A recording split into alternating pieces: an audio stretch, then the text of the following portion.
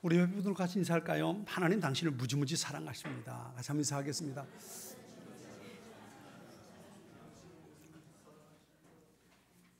그 말씀을 믿으시나요? 네, 하나님 우리를 무지무지. 무지무지라는 말이 참 그래요, 그죠? 한없이 한계가 없는 어마어마하게 또 어마무시하게 우리를 사랑하신다는 것. 그것 때문에 오늘도 우리가 살아가고 있는 거죠. 생명의 삶의 지난 주간에 우리가 레위기서에 있는 말씀을 봤어요. 특히 레위기서 26장에 보면 어떤 말씀이 나오냐 하면 하나님만을 섬기라는 말씀이 나옵니다. 이렇게 말씀하셔요. 너희는 내 안식일을 지키며 내 성소를 경외하라. 나는 여호와니라. 너희가 내 규례와 계명을 준행하라. 레위기 26장에서 이 말씀을 하시는 핵심은 하나예요. 너희가 나를 경외하고 나를 섬겨라. 그러면 하나님께서 축복해 주시는데요. 그 축복을 한 가지로 볼 수 있어요. 그게 뭐냐면 임마누엘이에요. 하나님이 함께 하시겠다는 거예요. 성경에 보면 그런 말씀이 있어요. 레위기 26장 11절 12절에 보면 내가 내 성맥을 너희 중에 세우리니 내 마음이 너희를 싫어하지 아니할 것이며 나는 너희 중에 행하여 너희의 하나님이 되고 너희는 내 백성이 될 거다. 하나님이 나의 하나님이 되고 내가 하나님의 백성이 된대요. 여러분 이렇게 사시기 바랍니다. 이게 가장 큰 축복입니다. 하나님이 나의 하나님 되고 내가 하나님의 백성이 된다는 것. 이걸 바꿔 말하면요, 하나님이 나를 책임지신다는 거예요. 책임지신다는 것. 그러면서 그 다음에 세 가지 복을 말씀하셔요. 내가 너와 함께하고 네가 내 백성이 되고 내가 네 하나님이 되면 내가 이렇게 축복해 줄게라고 세 가지를 설명해 주셔요. 첫 번째는 물질적인 풍요로움입니다.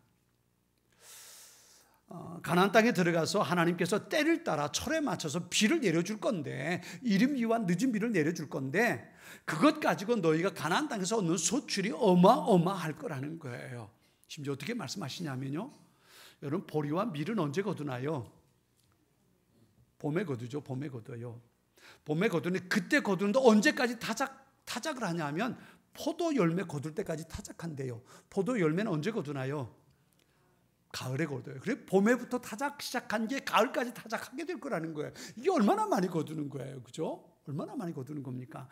이렇게 하나님께서 축복해 주신다는 거예요. 두 번째는 세상 누구도 너희를 이기지 못하도록 하겠다는 거예요. 이스라엘로 승리자가 되게 하신다는 거죠.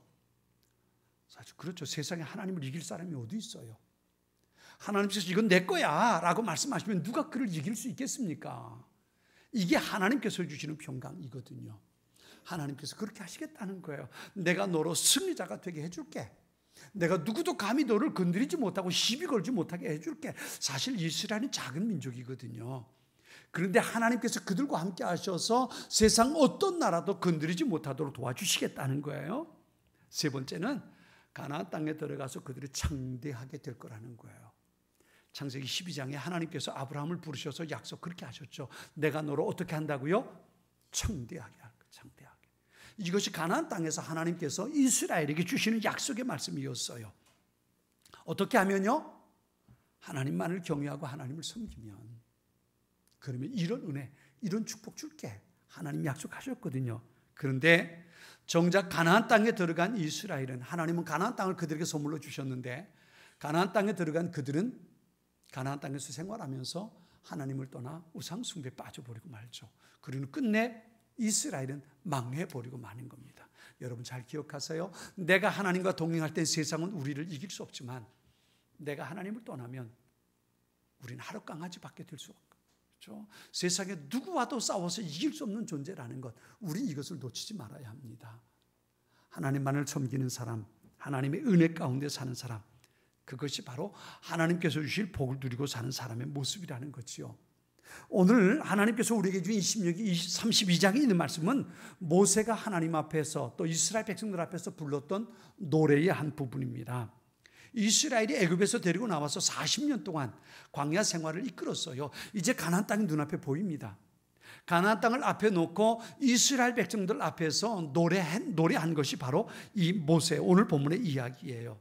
40년 동안 얼마나 많은 일이, 그런데 이제 죽음을 앞에 두고 있습니다. 모세는 가나안 땅에 들어가지 못해요. 여기서 죽을 겁니다. 죽기 전에 백성들 앞에서 하나님의 말씀을 노래로 전하고 있는 게 오늘 본문에 있는 메시지입니다. 모세는 오늘 본문에서 하나님께서 그들을 자기 백성으로 택하시고 보호하시고 풍성하게 즐기게 하실 것이라고 약속해 주는 노래를 오늘 본문에 부르고 있어요. 그런데요, 안타깝게도 오늘 보면 앞에 있는 6절을 보면 이렇게 기록합니다. 어리석고 지혜 없는 백성아, 여호와께 이같이 보답하느냐? 그는 내 아버지여, 너를 지으신 이가 아니시냐? 그가 너를 만드시고 너를 세우셨도다 그랬어요. 여기 어리석고 지혜 없는 백성아라고 말합니다. 그리고 마지막 우리 오늘 보면 지나서 15절은 이렇게 말해요. 그런데 여수르니 기름짐의 발로 찼도다. 내가 살찌고 비대하고 윤택함에 자기를 지으신 하나님을 버리고 자기를 구원하신 반석을 업신여겼도다 그랬어요. 무슨 얘기예요? 하나님께서 어떻게 은혜 베풀어 주셨는데, 하나님께서 어떻게 우리를 구원해 주셨는데, 하나님께서 어떻게 우리와 함께 하셨는데, 그런데 그 하나님을 버리고 우상 숭배에 빠져버린 이스라엘, 그들의 모습을 책망하고 있는 겁니다. 끝내 가나안 땅에 들어간 이스라엘, 하나님께서 가나안 땅을 그들에게 선물로 주셨어요. 그런데 그 가나안 땅에 들어가서 그들은 끝내 망해버리고 맙니다. 이유는 한 가지예요. 하나님을 떠났어요. 하나님께서 주신 소중한 은혜를 잃어버렸어요. 그러고 나니까 그들에게 주어졌던 하나님의 보호막은 거두어지고 북쪽 이스라엘은 아수르에게, 남쪽 유다는 바벨론에게 망해버리고 마는 겁니다. 오늘 본문엔 모세가 그것에 대해서 말하면서 우리에게 주시는 메시지가 있는 거예요. 나는 여의도 제일교회 성도된 너는 이것을 제발 잊지 마라. 이것이 오늘 우리에게 주시는 하나님의 소중한 메시지입니다. 하나님의 은혜 가운데 살아가는 우리가 잊지 말고 하나님의 소중한 그 은혜와 축복을 누리며 살려면 우리는 하나님을 떠나죠. 늘 하나님 앞에 감사하며 살아야 한단 말이에요. 무엇을 감사하며 살아야 될까요? 오늘 본문에 우리가 세 가지를 보는데요. 첫 번째는 우리를 택하신 하나님을 기억하고 그 하나님 앞에 감사할 수 있어야 됩니다. 오늘 본문은 이렇게 시작하죠. 옛날을 기억하라. 그 옛날이 언제일까요? 우리 흔히 노래 부르면서 옛날이요 하는데요. 여기서 기억해야 할 옛날이 언제일까요? 오늘 보면 17절은 이렇게 말해요. 옛날을 기억하라 그러면서 네 아버지에게 물어라, 네 어른들에게 물어라 라고 말합니다. 이전에 하나님께서 우리에게 어떤 일을 행하셨는지 그걸 알고 있는 사람들, 그 어른들에게 물어보라는 겁니다. 물어보라는 거예요. 무엇을요? 오늘 보면 8절과 9절 말씀을요, 다르게 번역한 성경은 이렇게 번역했습니다. 그때에 지존하신 하나님께서 민족들을 창조하셨고 땅 위에 살게 하셨다. 모든 민족을 위하여 한 나라를 정하셨다. 여호와께서 특별히 야곱의 자손을 선택하여 그들의 백성으로 삼으시고 자신의 유산으로 삼으셨다. 그렇게 기록했어요. 다시 말하면 하늘에서 많은 세상에 수많은 민족들이 있는데 그 중에 특별히 이스라엘, 아브라함의 자손이 그들을 하나님께서 택하셨고 하나님께서 그들의 하나님이 되셨고 그들은 하나님의 백성이 되게 하셨다는 거예요. 이스라엘이 하나님을 택한 게 아니에요. 하나님께서 수많은 민족들 가운데 특별히 이스라엘을 선택하셨고 그들의 하나님이 되어 주셨다는 거예요. 에베소서 1장 4절은 이렇게 말합니다. 창세전에 그리스도 안에서 하나님께서 우리를 택하셨다 그랬어요. 여러분 믿으십니까? 세상의 모든 것이 있기 전에 하나님께서 나를 기억하시고 하나님의 자녀로 불러주셨다는 거예요. 데살로니가전서 1장 4절은 이렇게 말합니다. 하나님의 사랑하심을 받은 형제들아 너희의 택하심을 아노라 그랬어요. 내가 하나님을 택한 것이 아니고 하나님께서 나를 택하여 주셨다는 거예요. 우리는 하나님의 절대적인 주권 속에 세상의 수많은 사람들 가운데 특별히 하나님으로부터 부름받은 사람들이라는 것, 우린 이것을 절대로 놓치지 말아야 합니다. 오늘 본문은 이렇게 말해요. 하나님께서 우리를 그의 분깃으로 삼으셨다는 거예요. 분깃. 다시 말하면 우리는 하나님의 몫이라는 거예요. 하나님의 거. 하나님께서 넌 내 거야 라고 우리를 불러주셨다는 거예요. 이것이 무엇을 의미합니까?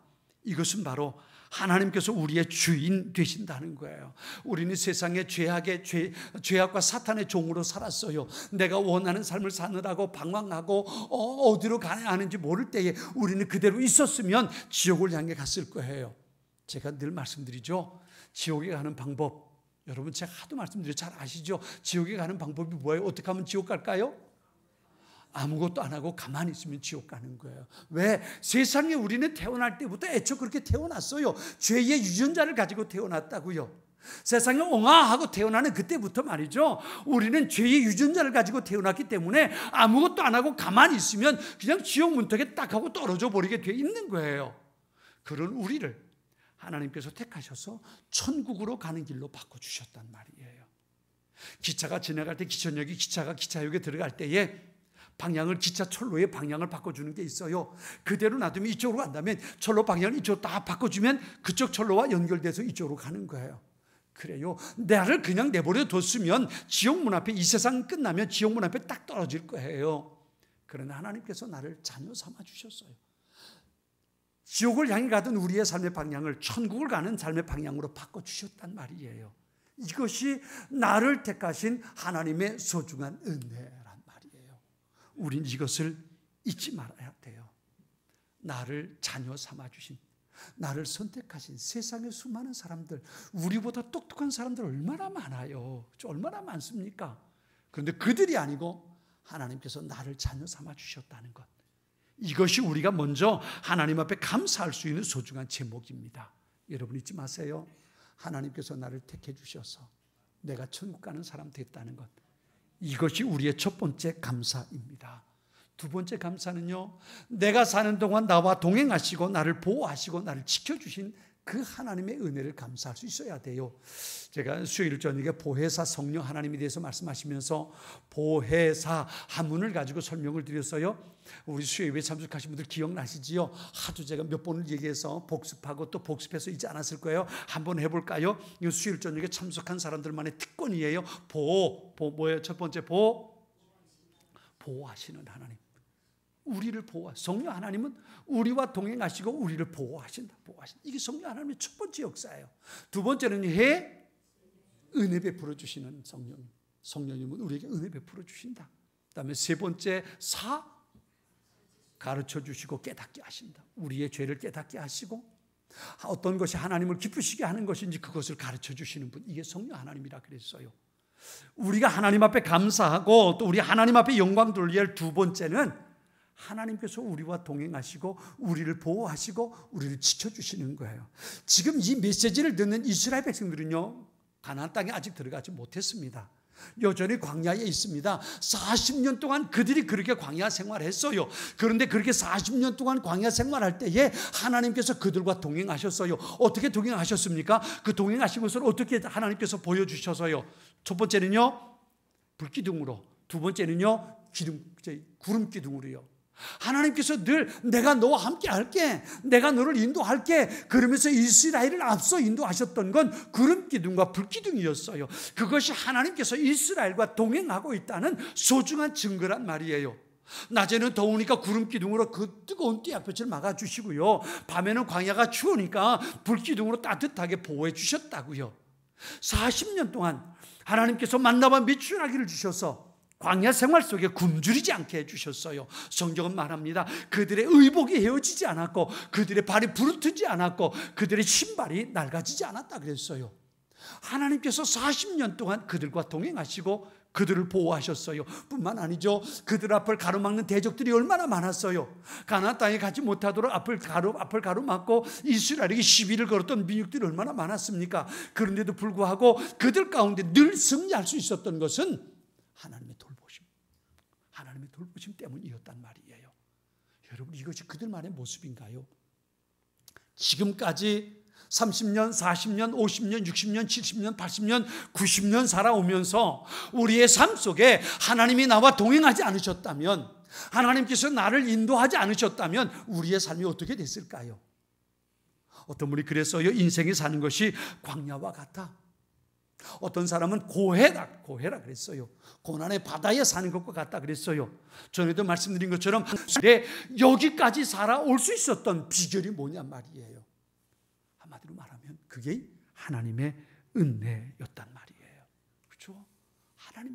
그 하나님의 은혜로 여기까지 우리가 왔단 말이에요. 하나님은 우리에게 말씀하세요. 염려하지 말고 두려워하지 마라. 내가 너와 함께 할 것이다. 아멘. 내가 지금까지 살아오는 동안 나와 함께 하신 하나님께서 이후에도 나와 동행할 것이라고 주님 말씀하시는 겁니다. 나와 지금까지 함께 해주신 하나님 앞에 우린 감사할 수 있어야 돼요. 세 번째는요, 때로는 우리를 연단하시는 하나님께 감사할 수 있어야 돼요. 사실 이스라엘이 애굽에서 나와서 가나안 땅까지 가는 건 일주일이면 됩니다. 일주일이면 가나안 땅에 들어갈 수 있어요. 그리고 일주일 만에 사실 가나안 땅 국경 앞에까지 도착했어요.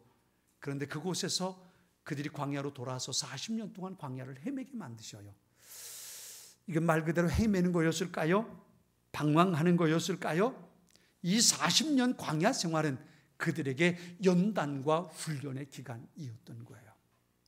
만일에 이 40년 연단의 과정이 없이 가나안 땅에 들어갔다면 그들은 가나안 땅에 들어가자마자 무너져 버리고 말았을 거예요. 왜냐하면 그들은 지금까지 애굽에서 하나님 없이 산 백성들이거든요. 하나님 없이 살았어요. 그들은 노예로 살았어요. 그래서 광야 40년 동안 생활하는 것을 우리가 살펴보면요, 조그만 문제만 생겨도 하나님을 원망하고 모세를 비난하고 그랬던 모습을 우리가 얼마든지 찾아볼 수 있습니다. 이것을 어떤 분이 그렇게 말했어요. 노예 근성이다. 자기가 해결하려는 의지가 전혀 없어요. 시키는 대로만 하면 되는 거예요. 그게 노예거든요. 내가 뭘 창조적인 관점에서 뭘 해결해 가고 뭘 이런 게 없는 거예요. 노예는 그냥 시키는 대로만 하면 되는 거거든요. 그러다가 안 되면 포기하면 되는 거예요. 근데 노예 근성을 가지고 있는데 거기에 자유까지 주어졌단 말이에요. 그러니까 작은 문제만 생겨도 원망하고 불평거리를 떨어놓고 그리고 하나님 앞에 손가락질해 대기 시작한, 이게 이스라엘의 모습이었어요. 그런데 그들이 40년 동안 광야 생활에서 훈련을 받습니다. 애굽에서 나올 때 어른들은 다 죽었어요. 애굽에서 나올 때 어린아이로 나오고 그리고 광야 생활하는 동안 태어난 사람들이 그들이 40년 동안 훈련을 받고 가나안 땅에 들어갑니다. 그 첫 번째 모습이 뭐예요? 그 첫 번째 모습이 요단강을 건너는 거예요. 여러분 보세요. 요단강 물이 멈춰지고 지나갔습니까? 물이 쏟아져 나오는데 지나갔습니까? 물이 쏟아져 나오는데 홍수처럼 요단강이 범람하고 있는데 그곳으로 들어간 거예요. 하나님 명령하니까 순종한다고요. 여리고성은 어떻게 점령했나요? 하나님이 무너뜨려 주셨습니까? 그리고 점령했습니까? 아니잖아요. 하루에 한 바퀴씩 돌아라. 여섯 동안 돌아라. 마지막 6바퀴 돌고 소리 질러라. 이게 무슨 작전이에요? 그런데 하나님 앞에 그렇게 순종할 수 있었던 이유가 뭐예요?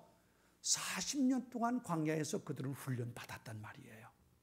하나님께서 인도하시는 것이 얼마나 놀라운 것인지, 하나님의 역사가 얼마나 대단한 것인지 그들이 훈련받았단 말이에요. 우리가 살아가는 우리의 삶에도 이와 같은 연단은 얼마든지 있을 수 있어요. 오늘 본문에 보면 하나님께서 이스라엘을 연단시킨 모습을 독수리에 비유하고 있는 모습을 볼 수 있어요. 저는 어떤 기사에서 흰머리 독수리에 대한 기사를 한번 본 적이 있어요. 흰머리 독수리는 미국의 상징이지요. 미국이 흰머리 독수리가 아니라 대머리 독수리 같아요. 하도 하는 짓거리 보면 참 그래요. 이 흰머리 독수리가 새끼를 훈련시키는 과정에 대한 그 글을 한번 읽은 적이 있습니다. 먼저는 새끼를 낳기 위해서요, 둥지를 짓습니다. 둥지를 지어가지고 사발 모양의 둥지를 만들었고 거기에 한 3개 정도 독수리가, 어미가 알을 낳는다고 그래요. 그가 알을 품지요. 그리고 드디어 새끼가 부화돼서 깨어나면, 그렇게 깨어나기 전에, 이제 알을 품기 전에 자기 가슴에 있는 털을 뽑아가지고 그 알들을 품기 시작한다는 거예요. 그리고 따뜻하게 포근하게 둥지를 만들어준대요. 둥지를 만들어서 나중에 따뜻하게 돼서 새끼가 부화되고 나면 그 새끼들은 털이 없잖아요. 빨갛잖아요. 맨살이잖아요. 그러니까 그 나무에, 둥지에 있는 나무들이 찔리지 않도록 자기 털을 가지고 아주 따뜻하고 포근하게 벽을 만들어준다는 거예요. 그런데 이 새끼 독수리가 날개가 나고 날갯짓을 할 수 있을 정도쯤 되면 그 다음에 어미 독수리가 그 자기 날개로 포근하게 만들어 둥지를 허물어 버린대요. 날개 깃털을 하나하나 뽑아서 던져버리고요. 그리고 자기 둥지를 이 독수리가 스스로 무너뜨린대요. 그리고는 새끼를 둥지 밖으로 밀어낸다는 거지요. 어미 독수리가 처음에는 어떻게 날아가는지 시범을 보이고요. 그리고 새끼 독수리를 밀어내가지고 그리고 어미 독수리가 나는 흉내하면서 날개짓을 하게 만든대요. 그러다가 너무 힘들어가지고 지쳐서 날개짓을 못하고 떨어지면 어미 독수리가 가서는 팍 날아가서는 그 날개 위로 새끼 독수리를 딱 받는다는 거예요. 그리고 딱 위로 올라가서는 다이 새끼를 떨어뜨리고 쭉 떨어지면 또 가서 받아주고 이렇게 하면서 이 새끼 독수리가 날개짓에 힘을 얻게 만든다는 거예요. 나중에 보면요, 때가 돼가지고 새들이 날아다니는데 다른 새들은 어미가 자기 새끼를 발톱으로 다 움켜쥐고 그걸 데리고 가는데 독수리 새끼들은 어미 따라서 날아간다는 거예요. 우리 예배당 앞에 예배실 앞에 그 사랑의 편지가 있어요. 그 사랑의 편지에도 보면 그런 얘기가 나옵니다. 어미 새가 둥지를 만들 때에 나뭇가지를 꺾어서 둥지를 만드는데 거기다가 자기 털을 뽑아서 따뜻하게 내장을 해요. 인테리어를 합니다. 그런 알을 낳고요. 그 알을 품어서 새끼가 나오면요, 그 새끼가 나뭇가지에 찔리지 않게 해요. 그러다가 나중에는 그 따뜻한 인테리어한 그 털을 하나하나 둥지 밖으로 던진대요. 그럼 새끼가 둥지에서 찔러오는 나뭇가지 때문에 견디지 못해서 밖으로 나가서 날개짓을 하고 날아가는 훈련을 한다는 거예요. 이게 독수리가 새끼를 연단시키는 방법이라는 거예요. 하나님께서 때때로 우리의 삶에 이런 연단시킬 때가 있다는 겁니다. 하나님께서 이스라엘을 40년 동안 그렇게 연단시키셨어요. 그 연단을 받고 나서 그들은 가나안 땅에 들어갑니다. 그리고 가나안 땅에서 그들은 하나님의 백성으로 살아가는 겁니다. 전쟁을 위한 연단이 아닙니다. 어떻게 하나님을 섬기고 살아갈 수 있을지, 세상의 방법이 아니라 어떻게 믿음을 가지고 하나님께서 주시는 말씀에 순종하며 살아갈지, 이것에 대해서 40년 동안 그들은 훈련받는 거예요. 가장 대표적인 것이 좀 전에 말씀드린 구름기둥과 불기둥이에요. 하나님께서 인도하시는 대로만 가면 우리는 언제든지 하나님께서 준비하신 곳에 이룰 수 있다. 이걸 훈련받는 거예요. 40년 동안 그 훈련을 받고 그리고 마침내 하나님의 말씀에 순종해서 가나안 땅을 차지하게 되는 겁니다. 여러분, 우리의 인생에도 때로 이런 연단의 과정이 있을 수 있습니다. 때로는 힘들고 고통이 우리에게 올 수 있어요. 그 속에서 내가 하나님 앞에 무릎 꿇고 기도하고 하나님의 말씀에 순종하며 살아간다면 그 연단의 과정이 하나님께서 우리에게 주시는 축복의 과정이 될 줄 믿습니다. 우리를 사랑하시기에 우리를 위해서 좋은 것을 준비하시고 그것으로 우리에게 채워주시기 위해서 우리를 찾아오신 하나님이신 거예요. 네 번째는요, 하나님 앞에 감사할 네 번째 이유는요, 우리에게 주실 복으로 인해서 감사할 수 있어야 돼요. 민수기 16장 15절은 이렇게 말합니다. 내 하나님 여호와께서 택하신 곳에서 너는 이레 동안 내 하나님 여호와 앞에 절기를 지키고 내 하나님 여호와께서 내 모든 소출과 내 손으로 행한 모든 일에 복 주실 것이니 너는 온전히 즐거워할지니라. 먼저는 하나님께서 이미 주신 것 때문에 감사하는 거예요. 그리고 두 번째는 하나님께서 내게 주실 것으로 인해 감사하는. 여러분, 이 믿음이 얼마나 큽니까? 지금까지 내게 주신 것 때문에 감사하는 건 그럴 수 있어요. 그런데 내 눈앞에 보이잖아요. 그런데 하나님께서 나를 위해 준비하신 좋은 것이 있다는 것, 믿음으로 이것을 고백하고 하나님 앞에 감사하라는 거예요. 우리 성경 한번 찾아볼까요? 신명기 6장 10절과 11절에 있는 말씀입니다. 오늘 본문 앞에요, 신명기 6장 10절과 11절 말씀, 두 절 말씀 우리 같이 한번 읽어볼게요.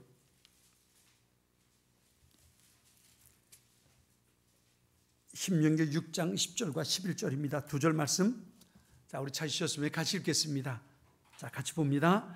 내 하나님 여호와께서 내 조상 아브라함과 이삭과 야곱을 향하여 내게 주리라 맹세하신 땅으로 너를 들어가게 하시고 내가 건축하지 아니한 크고 아름다운 성읍을 얻게 하시며 내가 채우지 아니한 아름다운 물건이 가득한 집을 얻게 하시며 내가 파지 아니한 우물을 차지하게 하시며 내가 보나요? 아니요, 아무것도 없어요. 이제 가나안 땅에 들어가면 하나님께서 그거 준비해 놓으셨다는 겁니다. 네가 짓지 않은 집을 네가 살게 될 거고, 네가 파지 않은 우물에서 물을 길어 마시게 될 거고, 내가 심지 않은 나무들에서 열매를 따서 네가 먹게 될 거다. 지금 눈앞에 있는 게 아니에요. 가나안 땅에 들어가면 그렇게 살 수 있도록 하나님께서 준비해 놓으셨다는 거예요. 지금 내게 주신 은혜가 아니라 하나님께서 내게 주셔서 누리게 하실 것들, 그것을 향한 믿음을 가지고 하나님 앞에 감사하라는 겁니다.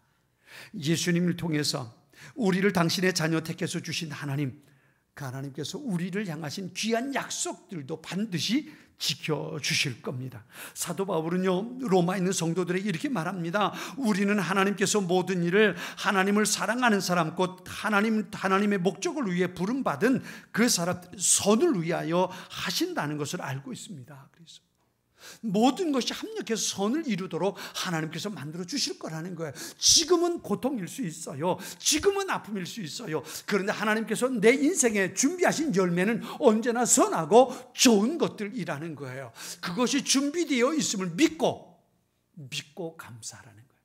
내게 은혜 주실 것, 나를 위해서 준비해 놓으신 것, 그것이 얼마나 좋은지 그것을 믿음으로 고백하며 하나님 앞에 감사하라는 겁니다. 이게 바로 우리가 감사할 제목이에요. 지난번에 우리가 세일의 세미나를 통해서 배운 게 있어요. 뭐냐면 감사의 순위였어요. 감사의 순위. 감사의 동메달에 어떤 감사라고요? 어떻게 하는 거라고요? 감사의 동메달 기억하십니까? 일주일밖에 안 됐어요. 감사의 동메달. 아니요. 그 때문에 두 번째고요. 하면 감사하는 거예요. 하나님께서 내 기도에 응답해 주시면 제가 감사하겠습니다. 이게 동메달 감사예요. 가장 수준 낮은 감사. 하나님께서 내 기도를 응답해 주시고, 내가 저기 취직이 되게 해주시고, 내가 우리 아이가 좋은 학교에 들어가게 해주시고, 내 삶의 문제가 해결되면 내가 감사하겠습니다. 이게 동메달 감사예요. 은메달 감사는요, 때문에 감사해요. 때문에 감사하는 겁니다. 어떤 70 넘은 권사님이요, 길을 가다가 넘어져가지고 팔을 다쳐서 부러졌어요. 팔이 부러져가지고 그런 기부술을 이렇게 했대요. 아들이 와가지고 하니 어머니 좀 조심하시지. 어쩌다가 그렇게 부러졌습니까? 아파서 어떻게 해요? 불편해서. 그래 어떻게 해요? 그랬더니 70 넘은 어머니가 이제 그런 얘기를 하는 권사님이 그러는 거예요. 야, 그래도 내가 오른손잡인데 오른손 부러졌으면 어떡할 뻔했냐. 그래도 왼손 부러졌으니까 그 오른손 밥 다 먹고 할 일 다 할 수 있지 않냐. 그러니 감사하지. 그리고 만일에 넘어졌는데 내가 손으로 집었으니까 손 부러졌지, 얼굴로 다 넘어졌으면 얼굴 다 갈갔을 텐데 이거 어떻게 뺐냐. 얼굴이 아니라 팔 부러졌으니 그것도 감사하지. 그랬다는 거예요. 이게 때문에 감사한 거예요. 이게 은메달 감사예요. 우리 김경희 권사님은 은메달 감사. 그렇죠? 넘어져가지고 그래도 왼손 다쳤으니, 그렇죠? 이게 때문에 감사합니다. 그래도 이렇게 되지 않았으니, 그렇죠? 그래도 이랬으니 조건 붙여서 감사. 어떤 일이 벌어졌을 때 하는 감사. 이게 감사예요. 그 다음에 금메달 감사가 있죠. 감사의 금메달. 그게 뭡니까? 그럼에도 불구하고 감사하는. 그럼에도 불구하는 것. 내 상황이 좋지 않아요. 내가 원하는 일이 일어나지 않았어요. 내 생각대로 되지 않아요. 불편한 일이 생겼어요. 그럼에도 불구하고 하나님 앞에 감사하는 것. 내 상황이 좋지 않아요. 계획이 무너져 내리고 있어요. 그럼에도 불구하고 하나님께서 하시는 일은 언제나 좋다는 것, 그것을 믿고 하나님 앞에 감사하는 거예요. 우리 지영욱 권사님이 오늘 오전에 예배를 참석하지 못할 것 같았어요. 그래서 오늘 병원에 입원해서 내일 수술하시고 화요일날 퇴원하실 텐데요, 금요일날 저녁에 금요 기도에 오셔가지고 제 방에 오셔서 헌금 봉투를 이렇게 가지고 오셨어요. 오늘 예배 참석하지 못할까 봐 주일 헌금, 또 감사 헌금, 11조 몇 개 봉투를 가져오셔서 이제 이 헌금 봉투를 주셔서 오늘 예배 참석 못할까 봐 미리 가져오셨어요. 근데 거기에 감사 헌금 봉투가 하나 있었어요. 가마라이프 수술을 하게 된 것을 감사합니다. 써가지고 감사 헌금을 했어요. 여러분 생각해 보세요. 뇌에 문제가 생겨가지고 수술을 받는 일이 좋은 일입니까? 지금까지 얼마나 오랫동안 권사님이 고통을 당했는지 제가 알아요. 제대로 걸음도 잘 걷지 못하고요, 통증이 있어서 웃지도 못하고요, 사람들 앞에 서는 게 때로는 불편해서 사람들 만나는 것을 별로 좋아하지 않을 때도 있었고요. 권사님 그동안 오랫동안 그 통증 때문에, 아픔 때문에 많이 어려움을 겪었어요. 그리고 이제 수술을 하게 돼요. 이게 좋은 일입니까? 안 그런 우리들은 얼마나 건강해요. 마음대로 걸을 수 있잖아요. 지난 주간에 권사님이 그런 얘기 하더라고요. 빨리 수술해서 새벽기도 나갔으면 좋겠다고. 새벽기도 못 나가니까 답답해 죽겠다고. 권사님 저도 답답해요. 권사님 앉는 자리에 새벽기도 시간에 권사님 자리가 비니까 저도 좀 답답하더라고요. 그런데 하나님 앞에 먼저 감사헌금을 드린 거, 하나님 제가 이런 질병 갖게 해주셔서, 그리고 가마라이프 수술을 받게 해주셨으니 감사합니다. 그러면서 감사헌금을 드렸어요. 그러면서 교회 바닥 청소하라고, 여기 카페트가 지저분해 카페트 바꾸라고, 주방에 후황이 떨어졌는데 그것 좀 고치라고, 그러면서 먼저 하나님 앞에 감사 예물을 권사님 드리셨어요. 이게 불구하고 감사합니다. 불구하고. 내게 질병이 왔어요. 그럼에도 불구하고 감사하는 거예요. 내게 문제가 생겼어요. 그럼에도 불구하고 감사하는 거예요. 이게 바로 금메달 감사입니다. 하나님께서 우리에게 주신 소중한 은혜가 있어요. 나를 자녀로 선택해 주셨어요. 그리고 나를 내 인생의 내 삶의 순간순간마다 함께 하셔서 나를 여기까지 50년, 60년, 70년, 80년, 90년 동안 살게 해주셨어요. 나와 동행하신 하나님 감사하죠. 감사하죠. 내 삶에 있어야 할 많은 것들을 채우신 하나님 감사하죠. 또 내 삶에 주실 많은 것들이 있는 것 우리가 감사할 수 있죠. 그러나 지금 내 삶이 온전하지 못하다 할지라도 그럼에도 불구하고 언제나 나를 위해 준비하신 하나님의 선물은 좋은 것이라는 것, 이 믿음을 가지고 그럼에도 불구하고 감사할 수 있는 우리의 삶이 될 수 있어야 합니다. 이게 바로 금메달 감사입니다. 어떻게 감사할 수 있을까요? 다음 주일이 우리 추수감사주일입니다. 어떻게 감사할 수, 물론 여기 강단에 추수감사주일 장식을 우리 박병성 원사님 해줄 거예요. 그죠? 해줄 거예요. 박병성 원사님 해줄 거예요. 그런데 이것보다 우리가 더 준비해야 할 게 있어요. 그게 뭐냐면 우리 자신. 여기 장식이 추수감사주일인 것을 드러내는 것이 아니라 하나님 앞에 감사로 준비된 우리가 추수감사주일을 영화롭게 만들어가는 거예요. 어떻게 감사할 수 있을까요? 첫 번째는요, 예배자로 서는 거예요. 예배자로 서는 것. 예배는 우리가 하나님의 은혜에 감사하는 가장 귀한 표현입니다. 하나님의 십계명 중에서 제일 계명이 오직 하나님만 예배하라 그랬어요. 여러분, 예배는 은혜 받기 위해서 드리는 게 아닙니다. 받은 은혜에 대해서 우리가 반응하는 게 예배예요.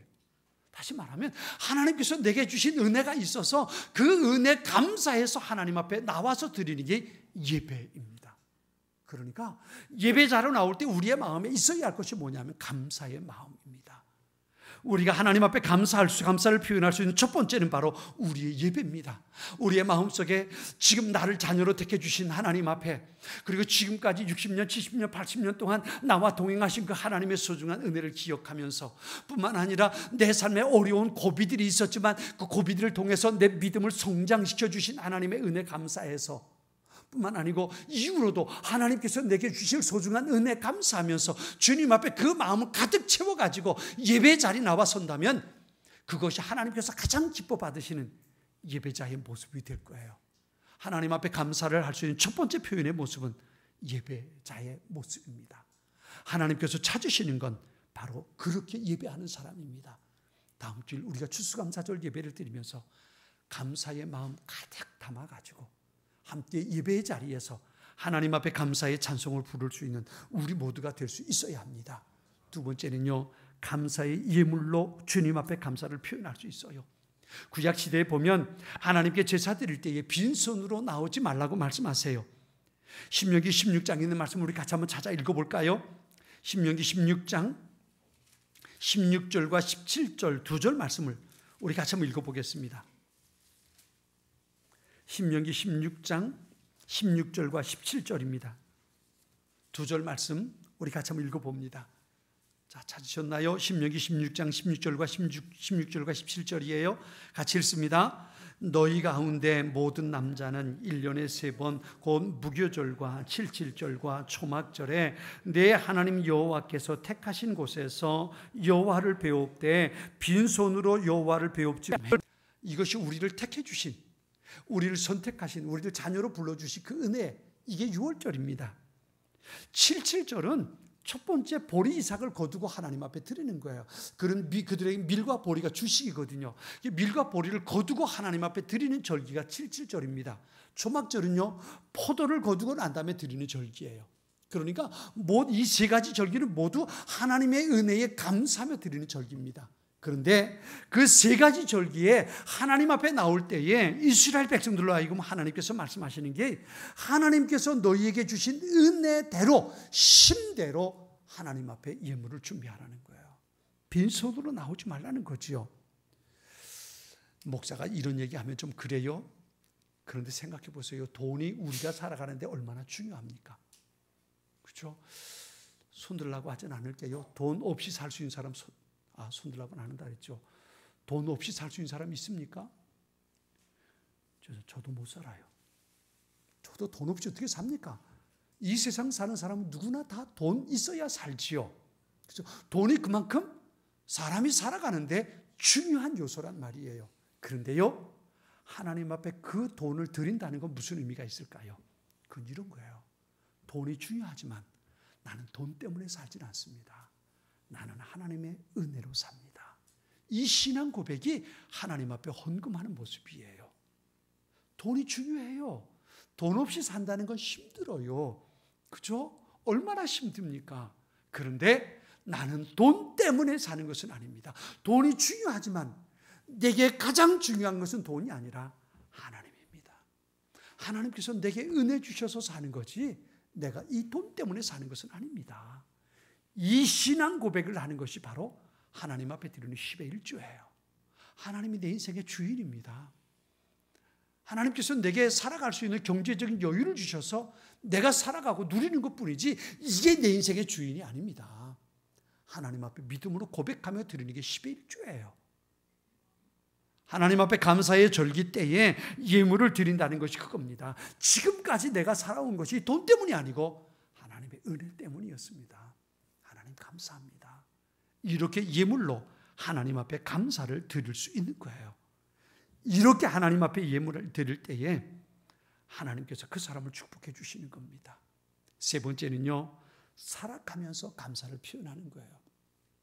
아무리 입술로 감사합니다, 감사합니다 해도요, 그가 살아가면서 염려하고 근심하고 두려워하고 낙심하며 살면 그 사람 하나님의 은혜 감사하지 못하는 사람이에요. 하나님께 감사한다는 건 뭐예요? 지금까지 내가 살아온 것처럼 내 삶의 상황이 어떻게 변해도 괜찮아. 하나님께서 나와 함께 하실 거니까 이 배짱 가지고 사는 거예요. 이게 바로 하나님 앞에 감사하며 살아가는 삶의 모습이에요. 사랑하는 여러분, 이 모습 가지고 사는 우리 모두가 될 수 있기 바랍니다. 조그만 문제만 생기면 어떡하면 좋아, 큰일 났어, 이건 나 정말 이러고 살지 마세요. 하나님께서 지금까지 나를 인도해 주셨다면 지금부터 내 있는 모든 삶의 문제도 그분이 해결해 주실 것을 믿으세요. 그건 믿고 이까짓 것 괜찮아, 지금까지도 하나님 함께 해주셨는데, 지금보다 더 어려운 일들이 있을 때도 하나님 함께 하셨는데 괜찮아, 하나님께서 나와 함께 하실 거야. 이 믿음의 고백을 가지고 살아가는 것.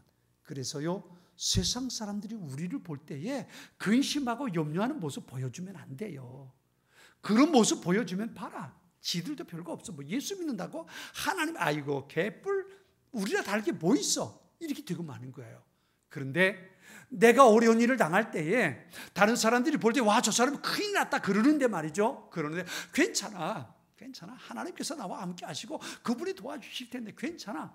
그리고 태어나고 감사하고 평화를 누리고 살면 세상 사람들이 그러는 거예요. 저놈 도대체 무슨 배짱이길래, 도대체 저놈은 뒤에 뭐가 있길래 저렇게 괜찮은 거야, 저 어려움 속에서도 어떻게 웃을 수 있지, 이렇게 되는 거예요. 그럴 때 여러분이 하는 말이 뭐예요? 그럴 때 그 사람들에게 여러분이 뭐라고 말해야 돼요? 난 하나님 믿거든. 난 하나님, 너도 하나님 믿어봐. 나처럼 될 수 있어. 여러분, 이게 간증이고 이게 전도예요. 이게 전도입니다. 그런데 조금만 문제만 생겨도 하나님 믿는다고 하면서 호들갑 떨면서 험한 군데 찾아다니면, 야, 어떻게 하면 좋으냐, 나 좀 도와줘, 이거 나서 나 그럼 죽게 생겼어, 이러고 다니면 세상 사람들이 예수 믿는 거나 안 믿는 거나 다르게 뭐 있는데, 교회 가자고 예수 믿자, 야, 니랑 나나 다른 게 뭐 있냐, 예수 믿는다고 저 다른 거 하나 없던데, 이렇게 하면 전도가 안 되는 거예요. 우리가 하나님 앞에 감사를 표현하는 가장 좋은 방법은, 또 가장 필요한 방법은 내 삶에서 하나님을 믿고 믿음으로 살아가는 거예요. 염려하고 근심하는 것이 아니라 지금까지 나를 인도하신 하나님, 그분을 믿고 하나님을 찬양하며 사는 거예요. 이게 바로 하나님 앞에 주신 은혜 감사하며 사는 가장 소중한 모습인 겁니다. 제1회 기적 세미나의 엔딩 노트에 이런 글이 있는 것 지난주에 말씀드렸죠. 행복해서 감사하는 게 아니라, 그 다음에요, 여러분 기억하십니까? 다 같이 시작. 따라서 한번 하죠. 행복해서 감사하는 게 아니라 감사하면 행복해진다. 아멘. 그래요. 행복해서 감사한 게 아니에요. 내가 감사하기 시작하면 행복해지는 거예요. 행복해지는 겁니다. 1998년에요. 미국 듀크 대학 병원에서 특별한 실험을 했대요. 어떤 실험했냐면 매일매일 감사하며 사는 사람하고 그렇지 않은 사람들을 비교해 봤다는 거예요. 그런데요, 놀라운 결과가 나왔는데요. 매일매일 감사하며 사는 사람은 그렇지 않은 사람보다 평균 7년을 더 산대요. 7년을 더 산대요. 늘 감사하며 사는 사람이 불평하고 화내고 사는 사람보다 7년을, 평균 7년을 더 산대요. 그리고 감사하는 것만으로도 삶의 질이 달라질 수 있다는 거예요. 그것만이 아니에요. 감사하면 신체의 면역 체계가 달라진대요. 이렇게 통계를 냈어요. 1분간 감사하면 우리 신체의 면역 체계가 24시간 더 강화되고 1분 동안 화내면 면역 체계가 6시간 동안 다운돼 버린대요. 그러니까 감사하는 것만으로도 우리 몸의 면역 체계가 건강하게 된다는 거예요. 그래서 존 헬리라는 분이 계신데 의학 박사, 이분이 그런 얘기했어요. 감사는 최고의 항암제고 최고의 해독제요 최고의 방부제다 그랬어요.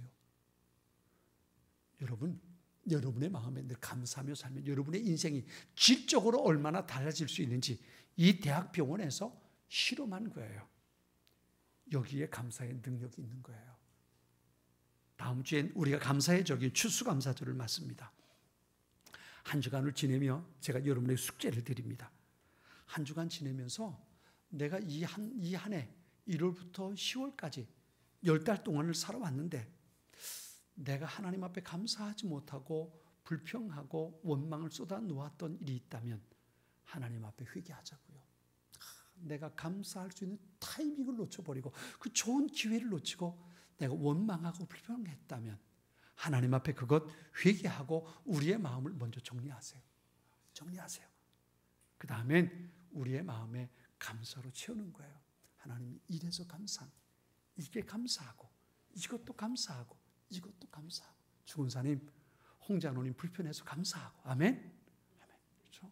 감사하고 내가 감사하지 못했었는데 내 삶의 모든 상황을 보면서 그럼에도 불구하고 감사하는 마음으로 여러분의 마음을 채우는 거예요. 그렇죠?